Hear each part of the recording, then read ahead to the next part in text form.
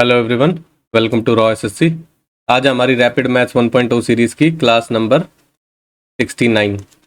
जो भी बच्चे प्रिपेयर कर रहे हैं सीजीएल, सीएचएसएल, सीपीओ या एमटीएस के लिए और मैथ्स कंप्लीट मैथ्स करना चाहते हैं तो आप रैपिड मैथ्स 1.0 सीरीज़ को फॉलो कर सकते हैं। और अगर आपकी मैथ्स कहीं से किया हुआ है, आपने पहले प्रिपरेशन कर रखी है 2 महीने, 5 महीने, 6 महीने, आपने एक बार कोर्स को गो थ्रू कर रखा है और अगर आप मॉक्स की प्रैक्टिस करना चाहते हैं तो मैथ्स के मॉक्स भी स्टार्ट कर दिए, तो आप मॉक की प्रैक्टिस वहाँ से कर सकते हैं। बेसिकली मॉक्स में अलग तरीके से हम क्वेश्चन सॉल्व करते हैं, वहाँ पे एनालिसिस करना, टाइम मैनेजमेंट करना, स्किपिंग वाली आर्ट सीखना, वो सब चीज़ें करते हैं। और यहाँ पर हम कॉन्सेप्ट सीख के थोड़ा सा उस पर बेस्ड क्वेश्चन भी करते हैं ताकि कॉन्सेप्ट को अप्लाई करना आपको आ जाए। ठीक है।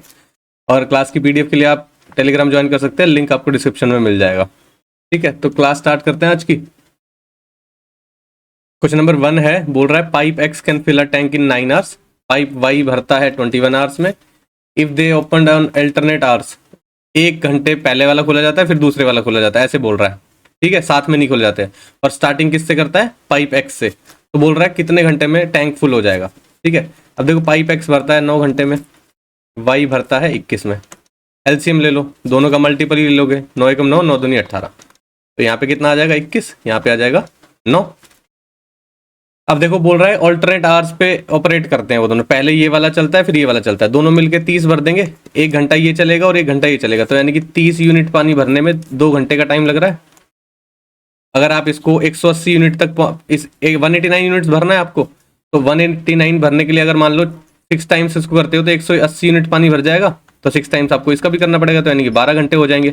12 घंटे तक आपका 180 यूनिट पानी भर चुका होगा। ठीक है, तो आपको ये पता चल गया कि टाइम तो 12 घंटे से ऊपर ही लगना है। अब देखो ऑप्शन भी देख के थोड़ा सा आइडिया लग सकता है, ये भी नहीं है, ये भी नहीं है, ये भी नहीं है। एग्जैक्ट निकालना है, बिल्कुल निकालते हैं। अब देखो 180 यूनिट पानी तो भर गया, बचा कितना है? यहाँ पे 9 यूनिट पानी भरा। अब देखो जब 12 घंटे काम कर लिया तो पहले घंटे ये करता है, दूसरे घंटे ये करता है, तीसरा, चौथा, पांचवा, छठा, ऐसे चलता है। तो 12वें घंटे ये वाला काम करेगा क्योंकि इवन प्लेस पे ये वाला आ रहा है। तो जो 13वां घंटा आएगा तो एक्स ऑपरेट करेगा। तो एक्स किस एफिशिएंसी से भरता है? 21 एफिशिएंसी से। कितना यूनिट पानी भरना है? 9 यूनिट। 9 यूनिट पानी 21 की एफिशिएंसी से भरना है, तो इतना टाइम लगेगा। 9/21, 3 तिया 9, 3 7 21, तो 12 घंटे तो ये लगेंगे, 3/7 और लगेंगे। तो 12 3/7 आपका एग्जैक्ट टाइम आएगा जो कि लगेगा उसको भरने में, यानी कि ऑप्शन बी आपका सही आंसर हो जाएगा। देखो पर यहां से ही पता चल गया, अगर आपको कैलकुलेशन पे ट्रस्ट है अपनी कि आपने कैलकुलेट सही किया है, एग्जैक्ट नहीं भी निकालना चाहे तो ऑप्शन इसलिए दिए जाते हैं कि आपकी ऑप्शन से हेल्प हो जाती है। ये सब पेपर में करने वाली ट्रिक्स है कि आपको 12 घंटे दिखाई देगा, ऑप्शन ही नहीं है 12 से नीचे, सारे 12 से नीचे है, तो 12 से ऊपर आने वाला है आंसर हमारा, तो टिक करो और आगे बढ़ो, क्या पूरा निकालना है। क्लियर है? नेक्स्ट क्वेश्चन देखते हैं। बोल रहा है if N employees income is 72,000, amount is spends is 40% higher than is savings. ठीक है, इनकम कितनी बोल रहा है वो? 72,000 उसकी इनकम है। कितना खर्च करता है? स्पेंडिंग कितनी है उसकी और सेविंग कितनी है?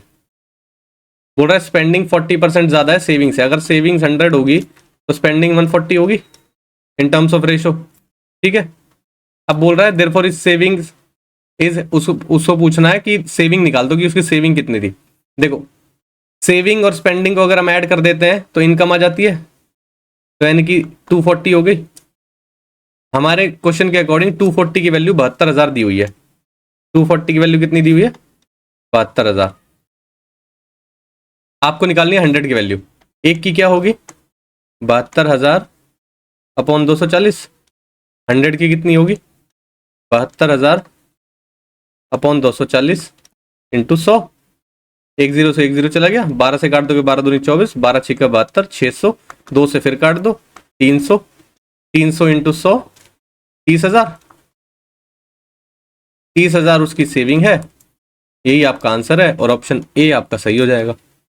आगे बढ़ते हैं। राज डिवाइड्स 1200 रुपए इस रेशो में डिवाइड करता है वो। ठीक है, the amount equal to the sum of 3 times the largest share and 2 times the smallest share. ठीक है, पहले तो शेयर निकालते हैं। 1200 रुपए डिवाइड किए गए हैं किस रेशो में? 2:1:3 में। ठीक है, तो टोटल वैल्यू तो यही है, 3 4 5 6, 6 की वैल्यू आपको 1200 दी हुई है।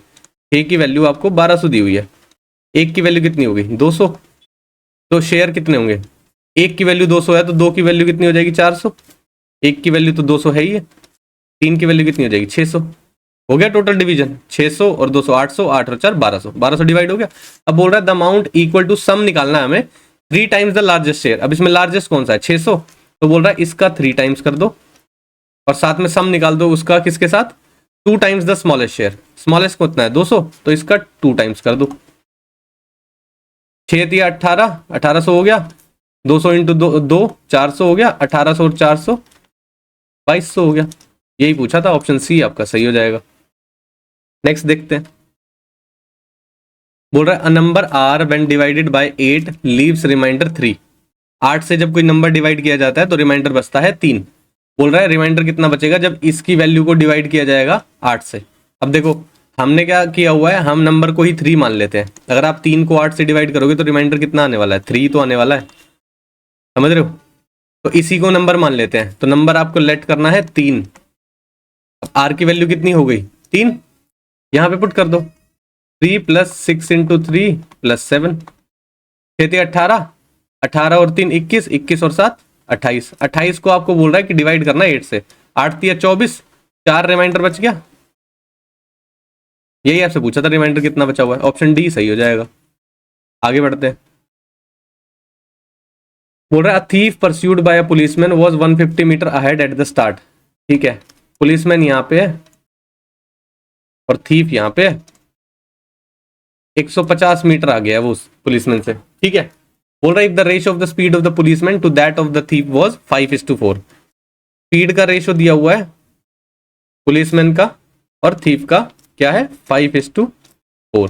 ठीक है, बोल रहा है then how far could the thief go before he is caught by the policeman. कितना आगे चल पाएगा, देखो जब ये भागेंगे तो ये भी भागेगा और पुलिसमैन इसको पकड़ लेगा। सपोज यहाँ पे जाके पकड़ लिया, इसने एक्स डिस्टेंस ट्रेवल किया, पुलिस वाले ने यहाँ से यहाँ तक डिस्टेंस ट्रेवल किया है। ठीक है, पुलिस वाले को यहाँ से यहाँ तक जितना टाइम लग रहा है उतना ही टाइम चोर को यहाँ से यहाँ जाने में लग रहा है। ठीक है ना, क्लियर है। अब देखो टाइम तो दोनों के अकॉर्डिंग सेम लग रहा है, तो टाइम को इक्वेट करके कर सकते हो आप। पुलिस वाले को डिस्टेंस कितना ट्रेवल करना पड़ेगा 150 + x, डिस्टेंस अपॉन स्पीड कितनी है 5, इन टर्म्स ऑफ रेशियो ही ले लो। ये किसके बराबर होगा, चोर कितना डिस्टेंस चल रहा है x, कितने टाइम में चलेगा, स्पीड कितनी है उसकी 4, डिस्टेंस अपॉन स्पीड टाइम हो गया, डिस्टेंस अपॉन स्पीड टाइम हो गया। दोनों को सेम टाइम लग रहा है क्योंकि जब भागना शुरू करेंगे तो अगर मान लो 1 घंटे में पुलिस वाला यहाँ पहुंच जाएगा तो 1 घंटा चोर यहाँ पे पहुंचेगा, तो दोनों पकड़ लेगा वो उसको। ठीक है ना, तो जब स्टार्ट किया तो दोनों को सेम टाइम लगने वाला है यहाँ पर पहुंचने पे, जब चोर पकड़ा जाएगा पुलिस के द्वारा। ठीक है, इसको सॉल्व कर लो, 15 चौके 60, 600 + 4x = 5x। ये उधर जाके x हो जाएगा, x की वैल्यू कितनी आ जाएगी 600। तो यानी कि यहाँ से ये जो डिस्टेंस है 600, आपसे कितना पूछा था कि कितना दूर भागेगा चोर जब पुलिसमैन उसको पकड़ लेगा, तो x की वैल्यू इतना भागेगा, तो यानी कि 600 भागेगा। ऑप्शन सी आपका सही हो जाएगा। क्लियर है, आगे बढ़ते हैं। बोल रहा है 3 people ABC invest in a business in the ratio this. ABC 3 लोग हैं, किस रेशियो में इन्वेस्ट करते हैं 2:3:5 में इन्वेस्ट करते हैं। It was decided that 9% of the profit will go to charity. 9% वो चैरिटी में दे देंगे, उन्होंने डिसाइड किया। If the total profit was 2.5 lakh, find the share of C. 2.5 lakh total profit है, 9% चैरिटी में दे दिया, इसका 9% निकालो भाई। चैरिटी में दे दिया वो तो प्रॉफिट शेयरिंग में आएगा ही नहीं ना, वो तो चैरिटी में चला गया। 2 0 से 2 0 काट दो, 0 0, 9 पंजे 45, 4 गया, 9 दूनी 18 और 4 22। 2.5 लाख में से 22,500 माइनस करोगे तो आपका कितना आ जाएगा 2,27,500। सही है, माइनस करने पे यही आएगा भाई। 25,000 माइनस करते हो तो 2,25,000 बचेगा, 2,500 और प्लस कर दो 2,27,500 बचेगा। ये 2,27,500 अब डिवाइड होगा एबीसी के शेयर के अकॉर्डिंग। सही है, अब देखो कितना है टोटल, ये 2,22,700, 2,27,500 को डिवाइड करना आपको इस रेशियो के अकॉर्डिंग। 5 और 3 8, 8 और 2 10। सही है, हो गया। अब आपको पूछ रहा है सी का प्रॉफिट कितना होगा, सी की वैल्यू कितनी है 5 × 5 कर दो, 0 5 बजे 25, 2 कैरी गया, 5 7 35 और 2 37, 3 कैरी गया, 5 दूनी 10 और 3 13, 1 कैरी गया, 5 दूनी 10 और 1 11, 11 37 50 कहाँ पे है, 11 37 50 यहाँ पे है। ऑप्शन डी आपका सही आंसर हो जाएगा। क्लियर है, समझ में आया भाई। 22,75,100 जो थी वो टोटल वैल्यू थी।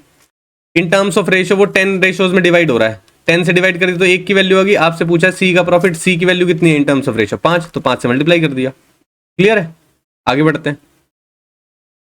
बोल रहा था mark price of an article is 26% more than it's cost price. CP से 26% ज्यादा है मार्क प्राइस, 126 हो जाएगी उसकी वैल्यू। डिस्काउंट दिया गया है 32% का, 126 पे 32% का डिस्काउंट देगा अगर, तो कितना डिस्काउंट मिल जाएगा? मल्टीप्लाई कर लो सीधा सीधा, कोई बड़ी बात तो है नहीं। 6 दूनी 12, 1 कैरी गया, 2 दूनी 4, 1 5, 2 एकम 2, 6 3 18, 3 दूनी 6 और 1 7, 3 एकम 3, 2 8 और 5 13, 7 2 9 और 1 10, 40.32। ठीक है, नीचे 100 है तो 40.32 का डिस्काउंट मिलेगा। क्लियर है, 40.32 को डिस्काउंट मिलने के बाद आपका जो लास्ट में जो सेलिंग प्राइस आएगा निकल के, बेसिकली जिस पे वो डिस्काउंट देने के बाद बेच रहा होगा, तो वो कितना आएगा? मार्क प्राइस में से माइनस कर दो। आप 26 तो ये सीधा उड़ गए, तो 26 यहां से उड़ा दो, 14 और कम हो जाएंगे, तो 100 में से 14 और कम हो गए तो कितना बचा? 86.32 और कम करना है, तो 85.68 बचेगा। इसमें सेल कर रहा होगा वो। अब देखो सीपी इतना था और वो बेच रहा है इतने में, पूछ रहा है लॉस कितना हो रहा होगा, तो भाई कितना लॉस हो रहा है देख लो, 100 में से कितना कम है? ये है 14.32 कम है, 14.32% आपका आंसर होगा। परसेंट क्यों होगा? क्योंकि 100 पे इवैल्यूएट कर रहे हैं तो परसेंटेज कोई कैलकुलेट करने की जरूरत नहीं है, 100 पे जो कैलकुलेशन होती है वो परसेंटेज की टर्म्स में ही होती है, तो 14.32 आपका आंसर आ जाएगा। क्लियर है, आगे बढ़ते हैं। बोल रहा रमेश सेल राइस एट 36 पर KG while which is purchased for 30 rupees per KG. Selling किस पे सेलिंग प्राइस है और कॉस्ट प्राइस दिया, कॉस्ट प्राइस कितना है? 30 रुपए, सेलिंग प्राइस है 36 रुपए। सही है, वो बोल रहा है आगे 800 ग्राम ही देता है वो 1 किलो की जगह। ठीक है, अगर सपोज करो 30 रुपए 1000 ग्राम का प्राइस था, 1000 ग्राम बेसिकली 1 किलो, तो 800 ग्राम का प्राइस कितना होगा? उसका कॉस्ट प्राइस 800 ग्राम के अकॉर्डिंग तो निकालना पड़ेगा ना आपको।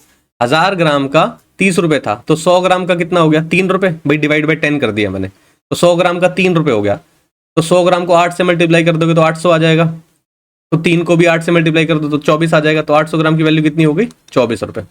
ठीक है, अब वो क्या हो रहा है, 24 रुपए की चीज को बेसिकली वो बेच रहा है 36 रुपए में। सही है ना, क्योंकि उसको जो उसकी तरफ से वैल्यू लग रही है वो तो 24 रुपए लग रही है ना, क्योंकि उसने 800 ग्राम ही तो दिया है उसकी जगह, क्योंकि जो उसका कॉस्ट प्राइस है वो तो 24 रुपए हो गया, अब 30 रुपए थोड़ी ना रहा, तो 24 रुपए की चीज को वो 36 रुपए में बेच रहा है। कितने का प्रॉफिट हो रहा है? 12 का प्रॉफिट हो रहा है। किस पे हो रहा है? 24 रुपए पे हो रहा है। परसेंटेज के लिए इंटू 100, 12 दूनी 24, 2 से ये चला गया 50, 50% आपका आंसर आ जाएगा, ऑप्शन बी सही हो जाएगा। आगे बढ़ते हैं। बोल रहा है a grocer professes to sell rice at the cost price, cost price पे बेचने की बोल रहा है वो, but uses a fake weight of 870 gram for 1 kg। Suppose करो 1000 ग्राम की चीज थी और 1000 रुपए की थी, बोल रहा है वो कॉस्ट प्राइस पे बेच रहा है, लेकिन वो 870 ग्राम ही दे रहा है, तो उसकी कॉस्ट प्राइस कितनी होगी? 870 रुपए ही होगी, तो यानी कि 870 रुपए की चीज को वो 1000 रुपए में बेच रहा है। कितने का फायदा हो रहा है इसको? 130 का फायदा हो रहा है। कितने पे? 870 पे। परसेंटेज के लिए इंटू 100 कितना आ गया? 1300/87। कितने पे जाएगा? 2 पे तो जा नहीं सकता, 87 एकम 87 कितना बचा? 30 40 43 बचा, 430 हो गया। क्या ये 5 पे जाएगा? 8 पंजे 40, 7 पंजे 35, 435 हो जाएगा? नहीं जाएगा, तो यानी कि 4 पे जाएगा। 14 पॉइंट समथिंग आपका आंसर आना चाहिए, जो कि ऑप्शन ए की है। पूरा कैलकुलेट करने की जरूरत ही नहीं है। क्लियर है, अगर आगे करोगे तो 14.94% ही आपका आंसर आने वाला है। क्लियर है, आगे बढ़ते हैं। बोल रहा है pipe A can fill a system in 4 hours.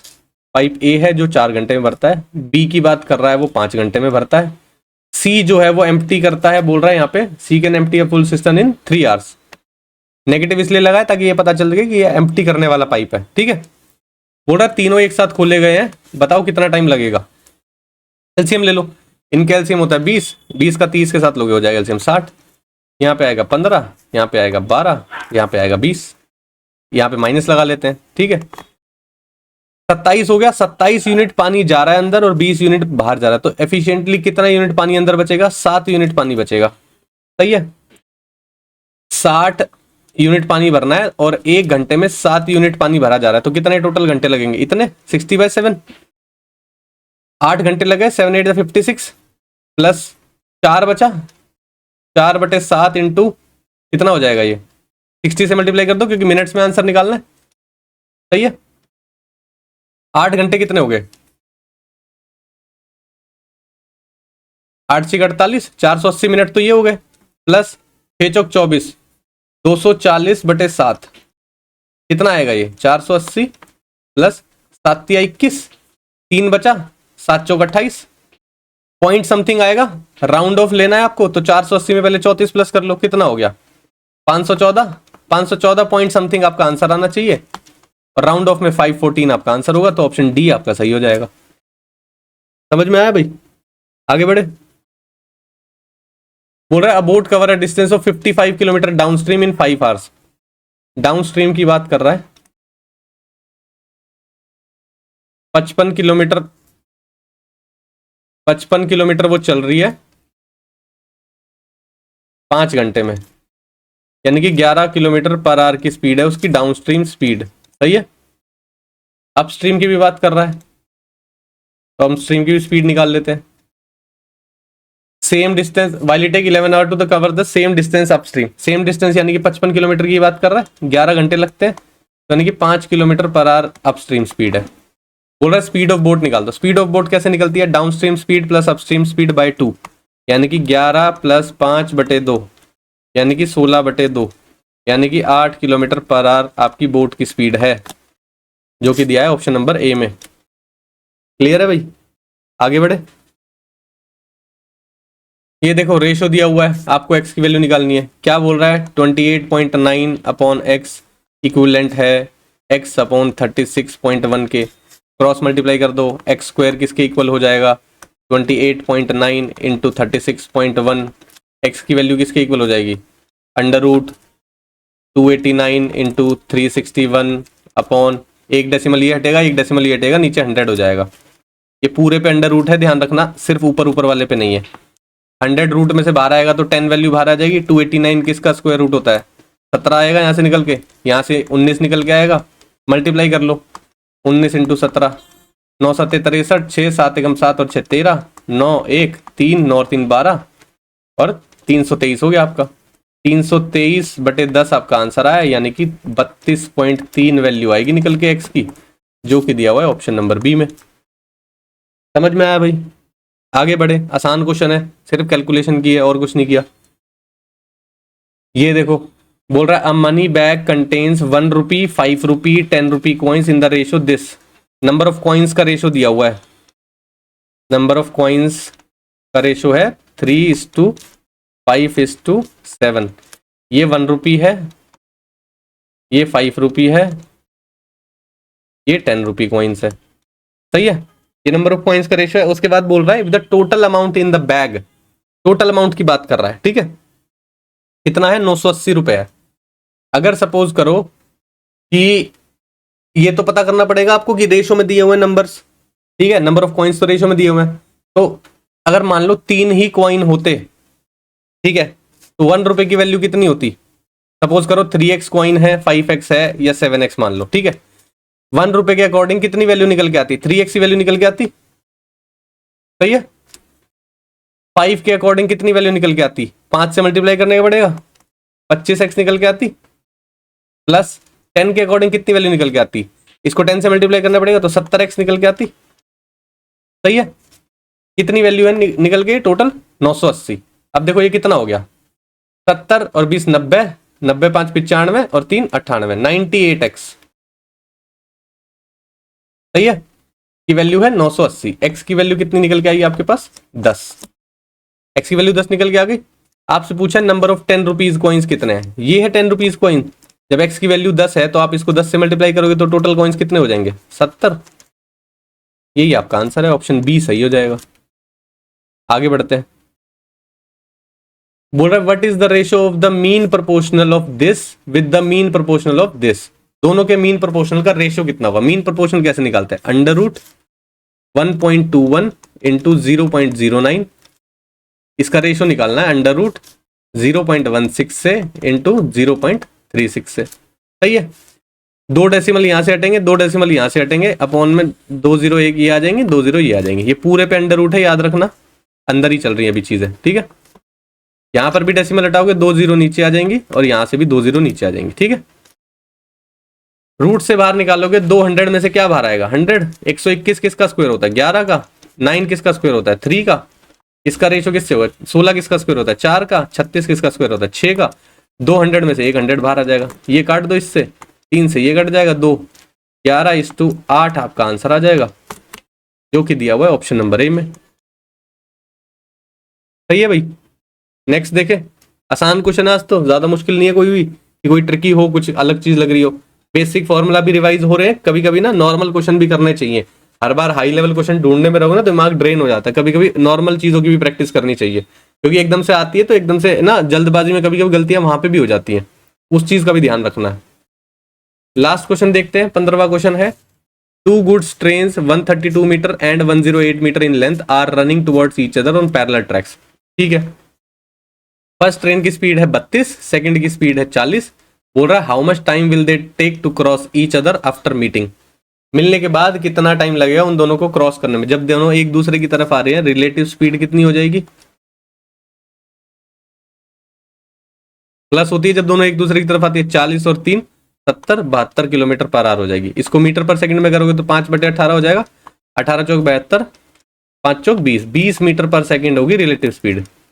अब जब दोनों को क्रॉस करना है एक दूसरे की तो दोनों की लेंथ को क्रॉस करना पड़ेगा। दोनों की लेंथ कितनी है 132 और 108, सम कितना हो जाएगा इसका, 132 में 100 प्लस करो 232, 240, 240 डिस्टेंस ट्रेवल करना है, रिलेटिव स्पीड है उनकी 20, डिस्टेंस ये रहा, स्पीड ये रही, टाइम निकल के आ जाएगा, 0 से 0 चला गया, 2 से काट दो 12 आ जाएगा निकल के, 12 सेकंड आपका आंसर होगा, जो कि दिया है ऑप्शन नंबर ए में।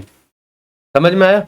रिलेटिव स्पीड एक दूसरे की तरफ चल रही है तो रिलेटिव स्पीड प्लस होती है, पहले भी बहुत बार बताया।